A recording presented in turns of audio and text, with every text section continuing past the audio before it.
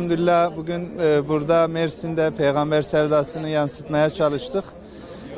Rabbime hamdolsun güzel bir etkinliğimiz oldu. Peygamber Aleyhisselatü Vesselam'ın adaletini insanlarımıza haykırdık, insanlarımıza anlattık. Çok güzel bir atmosferde geçti. Böylesi güzel sıcak bir memlekette peygamberin sevdasıyla, peygamberin aşkıyla onu süslemek çok daha güzel oldu.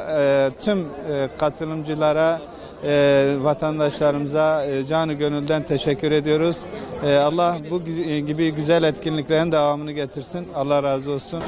Etkinlikler çok güzel bir şeydir. Hem Peygamber sallallahu aleyhi ve sellem anmak için hem de onu tanımak için çok güzel bir şeydir. Hem burada hem tüm vilayetlerde güzel bir şeydir. Peki sürekli katılıyor musunuz? Her sene katılıyoruz. Hem buraya hem Diyarbakır'a hem başka yerlere. Hem İslam açısından hem millet açısından çok güzel oluyor. Tabii herkes muhtaçtı şu an. Şimdilik herkes muhtaçtı ona. Zaten o olmazsa insanın haline baksana, sahillere bak, insanlara bak. Yani ne hale gelmiş. Yani bu yani peygamberin ahlakını unuttuğu için yani bu durumlara girmişler. Etkinlikler iyi bir şey. Yani şu ortamdaki, şu kötü ortamdaki gençlerimizi yani bu davete en azından senede bir kere Peygamber Efendimiz'i onu anma güzel bir etkinlik. Yani en azından kalplere biraz su serpiyor. Yani yapılması gereken, olması gereken. Valla çok güzel bir duygu gelmek. Yani insan için güzel bir heyecan geliyor. Resulullah'ın sevgisine, muhabbetine bu dönemde yani bu kadar çirkefliğin, cehaletin yayıldığı bir zamanda Resulullah'ın sallallahu aleyhi ve sellem'i insanlara tanıtmak, Resulullah'ın sevgisini insanlara tanıtmak gayemiz odur. Ve elhamdülillah bu etkinliklerle de yani çoğu insanlar çok şükür iştirak ediyor. Programlara beğeniyorum. Ezgileri falan çok güzel. Bence hep gelinmesi lazım. Teşvik ediyorlar. Yani buraya gelince bazı kendimi bir sorguladığım çok oluyor. Çok güzel bir şey. Keşke her gün olsa. Evet böyle olduğu zaman katılıyoruz. Ablamla beraber katılıyoruz. Bence çok güzeldi. Bunu yapanlardan Allah razı olsun. Her yıl düzenliyorlar. Allah onlardan razı olsun yani. Teşekkür ederiz. Öncelikle Peygamber Sevdaları Mersin Konservatuvarı'na teşekkür ederiz. Bizi bir araya getirdi. Yani mahalle mahalle dolaşıp kitap ve broşürlerle halkı davet ettiler. Yani araçlarla anons ettiler. Yani bundan dolayı mutluyuz. En azından biliyoruz ki toplum içerisinde Peygamber Aleyhisselam'ı seven, onu anan, onun yolundan giden birçok insan olduğunu burada görmüş olduk.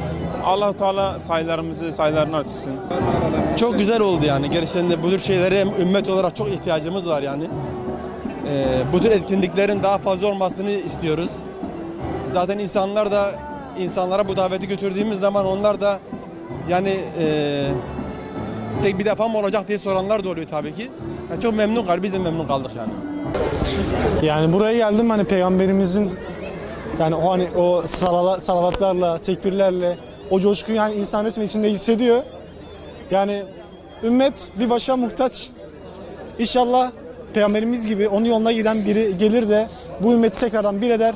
Ümmeti Muhammed'i inşallah tekrardan lider pozisyona getirir Allah'ın izniyle. Ne mutlu bize ki anlayabiliyoruz. Bir imkanı elimize verdiniz. Her şey için teşekkür ederiz.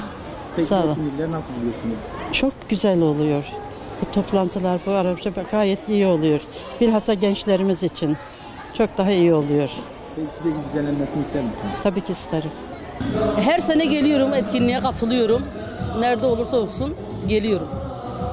Kızımla beraber çocuklarımı alıp geliyorum.